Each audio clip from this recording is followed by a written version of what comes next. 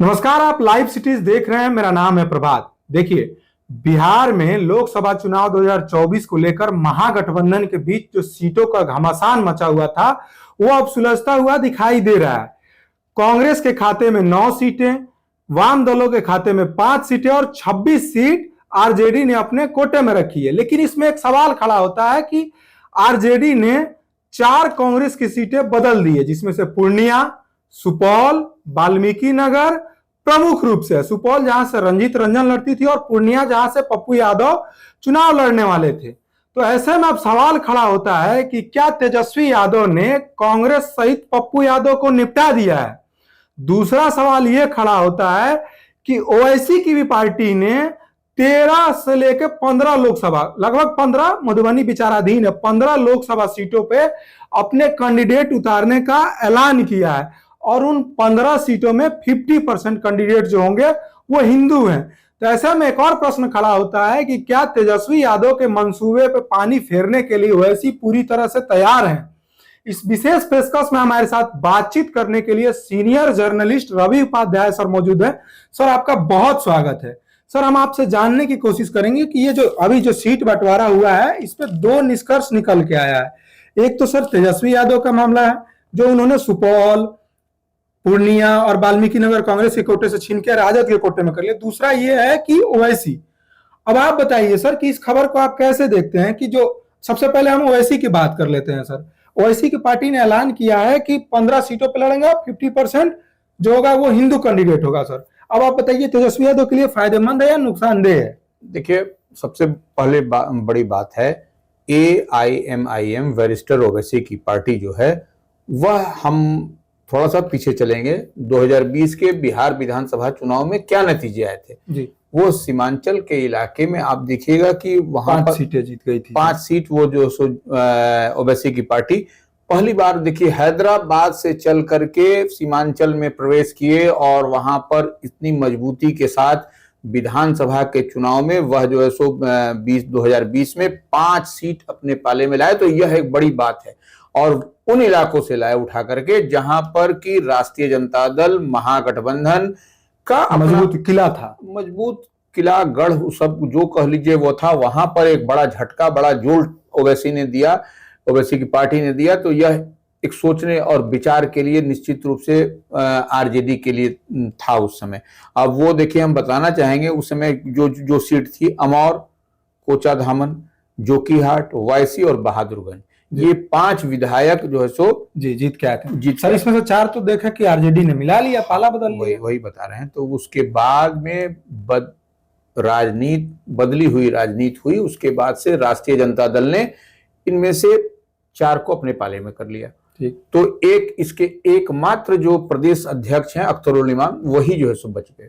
बाकी तो सब 4 को अपने पार्टी में कर लिया। तो यह नाराजगी कहीं ना कहीं AIM के जो है सो प्रदेश अध्यक्ष अख्तरुल इमाम, वरिष्ठर ओवैसी जो उनकी पार्टी है, वह जो है सो कहीं ना कहीं बहुत नाराजगी है। सर, एक चीज हम समझने का प्रयास करेंगे कि आरजेडी ने उनके विधायकों को मिला लिया, उनके वोटरों को तो नहीं मिलाया ना। नहीं, तो वो वोटर जो सीमांचल में उसी पर आ रहे हैं जी। तो ये नाराजगी है और इसीलिए आप देखिएगा कि इस बार जो AIM ने लिस्ट जारी की है, जो सूची जारी की है 2024 के लोकसभा चुनाव के लिए अपने पार्टी प्रत्याशियों की, उसमें आप देखिएगा कि 15-16 जो है सो 15 लगभग है, मधुबनी विचाराधीन। ठीक है।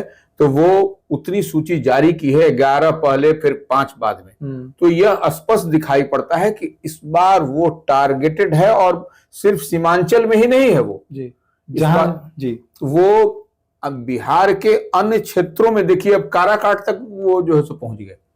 सीमांचल तो सीमांचल, काराकाट तक वो सीट चला गया।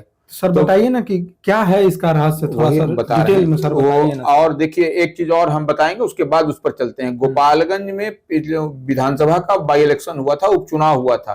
उसमें देखिए AIM के जो है सो अब्दुल सलाम उस समय खड़ा हुए थे बाई इलेक्शन में। वहां पर पार्टी से 12,000 वोट आया था जी।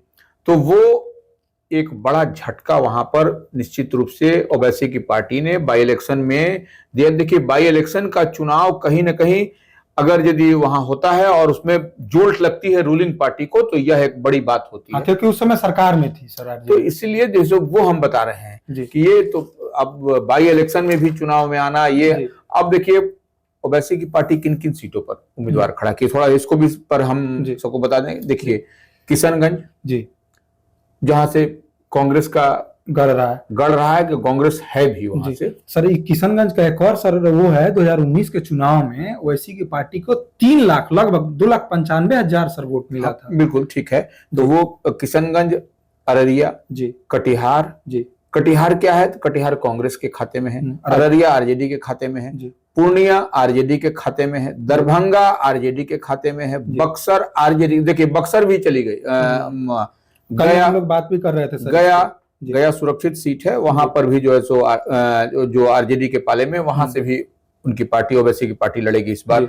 मुजफ्फरपुर, ये देखिए कांग्रेस के कांग्रेस है वो, वहां पर उजियारपुर, अभी जो कांग्रेस कहने का मतलब, यह जो लिस्ट अभी महागठबंधन की आज जारी हुई है उसमें कांग्रेस के खाते में वो सीट मुजफ्फरपुर गई है, उजियारपुर आरजेडी के खाते में गई है, काराकाट जो है सो सीपीआई-एमएल के खाते में, भागलपुर कांग्रेस, गोपालगंज सुरक्षित सीट है, यहाँ जो है सो आरजेडी के खाते में गई है, शिवहर आरजेडी के खाते में गई है, पाटलिपुत्र देखिए यहाँ तक ये सो आरजेडी के खाते में गई है।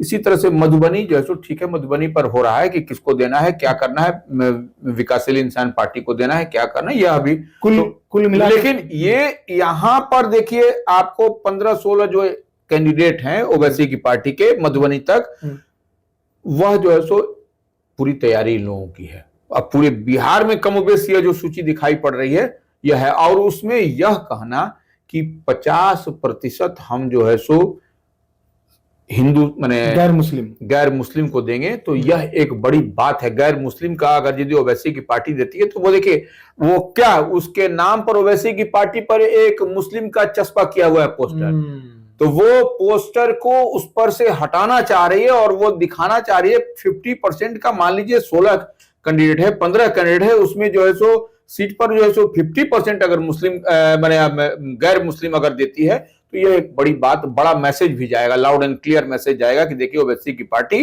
जो अल्पसंख्यक की बात करती है वो देखिए अब जो है सो गैर मुस्लिम को भी दे रही है 50%। तो यह एक कहीं ना कहीं निश्चित रूप से यह एक बड़ा एक्सपेरिमेंट ओवैसी की पार्टी करती हुई बिहार में नजर आ रही है। चीज हम जानना चाहेंगे कि मान लीजिए कि ओवैसी की पार्टी जहां पे हिंदू कैंडिडेट को प्रत्याशी बना रही है, तो सर क्या मुस्लिम वोट तो उसके साथ जुड़ता रहेगा? क्या हिंदू अगर दमदार किसी हिंदू कैंडिडेट को प्रत्याशी बनाएगी तो हिंदू वोटों का भी पोलराइजेशन ओवैसी की तरफ हो सकता है? देखिए निश्चित रूप से अगर यदि मान लीजिए हिंदू कैंडिडेट होंगे वहां से माने, तो वो गैर मुस्लिम अगर यदि कैंडिडेट हैं तो निश्चित रूप से, अब देखिए देखने वाली बात है कि अब जैसे मान लीजिए गया सुरक्षित से भी वो देंगे, गोपालगंज सुरक्षित वहां से भी मान लीजिए देंगे, तो वो अलग विषय है।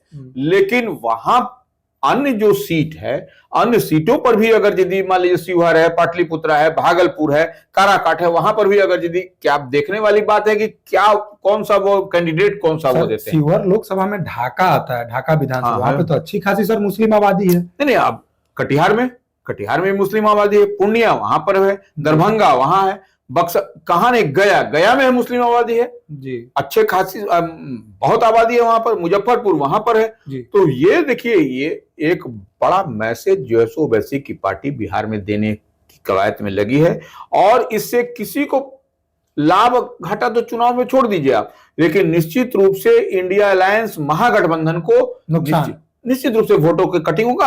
उसका एग्जाम्पल आपको हम 2020 के बिहार विधानसभा चुनाव में पहले ही बता चुके कि जब सीमांचल के इलाके में जिस तरह से वो कैंडिडेट उनके आए और ये 5 कैंडिडेट 5 विधानसभा क्षेत्र से जीत करके वो चले आए, तो ये एक बड़ा एक्सपेरिमेंट, बड़ी बात ओवैसी ने 2020 के बिहार विधानसभा में की। और वो जो है सो इस बार अगर 2024 के लोकसभा चुनाव में जिस तरीके से ओवैसी की पार्टी के कह रहे हैं प्रदेश अध्यक्ष या ओवैसी की पार्टी की यह सोच है कि 50% हम गैर मुस्लिम को देंगे, तो यह आप निश्चित समझ लीजिए कि यह एक परेशानी का सबब आरजेडी के लिए है, कांग्रेस के लिए है और इंडिया अलायंस और महागठबंधन के लिए बिहार में होने जा रहा है। क्योंकि वोट का जो सो ध्रुवीकरण जब होगा ना, तो वो जो है सो दूसरे टाइप से हो जाएगा। वो जितना जो इनका इंटैक्ट वोट है, जो अल्पसंख्यक का वोट है, जो मुस्लिम का वोट है, वह तो वोट रहेगा ही।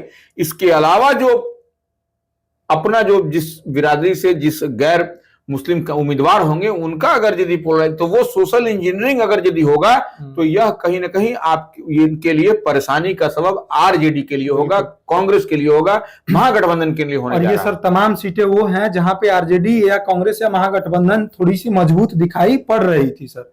सर कहा जाता है कि हैदराबाद से निकल के अगर ओवैसी ने कहीं खाता खोला, औरंगाबाद छोड़ दिया जाए तो जो उनके नहीं आप छोड़िए ना, 2019 में क्या है, 2,95,000 वो 2019 के लोकसभा चुनाव में जो है सो किशनगंज से जब ओवैसी की पार्टी के यही अख्तरुल इमान जी खड़ा हुए थे जी, तब उस समय क्या था, 2,95,000, लगभग 3 लाख के आसपास वोट आना ये छोटी बात थोड़ी है। दिखाता है कि जनाधार है और वह डायरेक्ट फाइट की बात होती है वहां पर। तो इस बार यदि इस तरह से अगर यदि सोशल इंजीनियरिंग करते हुए दिखाई पड़ेंगे तो यह निश्चित रूप से, अगर आप 5 कॉन्स्टिट्यूंसी पर 6, मान लीजिए 16-17 सीट पर जो सूची जारी हुई है 15-16, तो उस पर अगर यदि आधे से ज्यादा अगर यदि हिंदू गैर मुस्लिम अगर यदि कैंडिडेट हो गए तो यह एक मैसेज, बहुत बड़ा मैसेज होगा। और निश्चित रूप से आप समझिए कि कांग्रेस के लिए, आरजेडी के लिए परेशानी होने जा रही है, इसमें कहीं कोई दो मत नहीं। चलिए सर, हम अब अगले प्रश्न पे आते हैं। आज लोकसभा की सीटों को लेकर महागठबंधन में बंटवारा हुआ था। सभी की निगाहें, हम सभी की निगाहें, आप हमारे तमाम दर्शक जो हैं आप सभी की निगाहें थी पूर्णिया की सीट पे। सीट का जब बंटवारा हुआ, पूर्णिया की सीट गई राजद के खाते में। अभी हाल में ही तेजस्वी यादव पटना एयरपोर्ट पे आए हैं, तो उन्होंने जब उनसे पूछा गया कि पप्पू यादव का क्या होगा, तो उन्होंने कहा कि ये मेरा मसला नहीं है, वो कांग्रेस का आंतरिक विषय। अब सर सवाल खड़ा होता है कि क्या तेजस्वी यादव ने कांग्रेस और पप्पू यादव दोनों को एक तीर में ही निपटा दिया? नहीं, देखिए निश्चित रूप से वो अलग विषय है, लेकिन पूर्णिया पर देखिए, पूर्णिया सीट की जिसकी आप बात कर रहे हैं, पूर्णिया सीट पर भी ओवैसी की पार्टी AIMIM ने अपना उम्मीदवार देने की बात कही है, वो उनकी सूची में है यह पूर्णिया सीट। तो ऐसे में पूर्णिया सीट में अगर यदि ओवैसी की पार्टी अगर यदि वहां से चुनाव लड़ती है, बैरिस्टर ओवैसी की पार्टी, तो वहां पर क्या होगा, वहां पर आरजेडी को, वहां पर आरजेडी के खाते में ही बिल्कुल सर। तो आरजेडी के वहां पर हम एक ही सीट की बात करते, पूर्णिया की ही बात कर रहे हैं। तो वहां पर जब पूर्णिया से आरजेडी से बीमा भारती होंगी, इधर से पप्पू यादव होंगे। पप्पू यादव बड़ा चेहरा है, नहीं, वो अलग विषय है, बड़ा चेहरा छोटा चेहरा छोड़ दीजिए, लेकिन वो जो है सो वहां पर एकदम स्पष्ट आपको जब वोट की कटिंग होगी, जो ओवैसी की पार्टी के जो भी मान लीजिए उम्मीदवार होंगे, अगर वोट कटता है या वोट स्वाभाविक तौर पर कटेगा, बिल्कुल, तो वो यहाँ पर आपको जो समीकरण दिखाई पड़ेगा उसमें कहीं ना कहीं जो हम लोग अंदेशा, आशंका जो हम लोग है कि वहां से निश्चित रूप से आपको पप्पू यादव आपको उनको स्पेस मिलता हुआ दिखाई पड़ेगा। कांग्रेस की तो सीट में खाते में तो ये सीट गई नहीं, तो अब क्या लगता है, वो निर्दलीय फाइट करेंगे या फिर कुछ ऐसा होगा हम लोग आपस में कुछ? वो तो अब कांग्रेस अब देती है या निर्दलीय देती है या अपने वो, तो वो अलग विषय है। लेकिन यह जो हम बात करना चाह रहे हैं, ये कहीं ना कहीं आपको ये दिखाई पड़ रहा है। और देखिए कमोबेश वो हर कॉम्बिनेशन पर वो उनका सीट है जी। आप देखिए काराकाट की जो हम बात कर रहे हैं, CPI-ML के खाते में वो गई, ये कम्युनिस्ट को भी मतलब, और वहां पर भी देखिए काराकाट में भी जो है सो ओवैसी की पार्टी जो है सो वहां से उनकी सूची में शामिल है, वहां से वो उम्मीदवार देंगे। तो यह सब क्या बताता है? यह सब बताता है कि कहीं ना कहीं वो पूरी फोकस्ड है और एक एक सीट पर उनकी नजर है कि कौन सीट किसके पाले में है, कौन सीट कहां है और हमको कहां पर हमको हिट करना है। तो ये हम कह रहे हैं, यह जो एक सोशल इंजीनियरिंग करते हुए दिखाई पड़ रहे हैं ओवैसी की पार्टी के अख्तरुल इमाम जो यहाँ प्रदेश अध्यक्ष हैं और MLA भी अभी हैं, तो वह कहीं ना कहीं बिहार के नब्ज को वो पकड़ लिया है उन्होंने, और वो इस बार भी लगता है कुछ ना कुछ झटका होने वाला है, झटका बने बहरहाल महागठबंधन के लिए। बहरहाल आप लाइव सिटीज देख रहे हैं, इससे जुड़ी तमाम बड़ी खबर जो है दिन भर हम कवरेज करते हैं। बिहार में पप्पू यादव से जुड़ा हो या तमाम कोई भी मुद्दा हो, बिहार की एक एक पॉलिटिकल खबर पे हमारी नजर बनी रहती है। अगर आप इस वीडियो को यूट्यूब पे देख रहे हैं तो चैनल को सब्सक्राइब करें, अगर आप इस वीडियो को फेसबुक पेज पे देख रहे हैं तो पेज को फॉलो करें, और हाँ, अपने दोस्तों के साथ जरूर शेयर कीजिए इस वीडियो को। धन्यवाद।